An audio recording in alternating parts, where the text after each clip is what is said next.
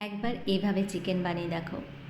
সত্যি বলতে খুবই ভালো লাগে। চিকেনগুলো একটু শিলে থেতো করে নিয়েছি। পেঁয়াজ, লঙ্কা, আদা, রসুন, একটু গোটা টমেটো একটুখানি চপ করে নিয়েছি। আর সবগুলোকে আমি এবার মিক্সার গ্রাইন্ডারে দিয়ে একটুখানি ফাইনলি চপ করে মশলা হয়ে গেলে কড়াইতে তেল দিয়ে দেবো। তার মধ্যে শুকনো লঙ্কা, তেজপাতা ফোড়নে দিয়ে এবার দিয়ে দেবো করা গোটা পেঁয়াজ।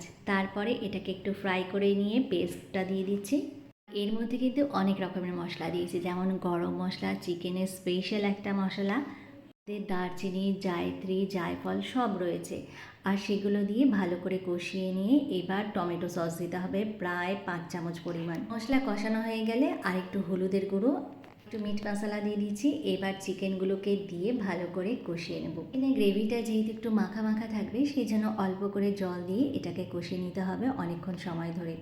একটু শুকনো লঙ্কা গুঁড়ো দিলাম 1 চামচ, ব্যাস। তারপরে অল্প একটু জল দিয়ে এটাকে ঢেকে রান্না করলেই স্পেশাল চিকেন তৈরি হয়ে যায়। যা স্বাদ!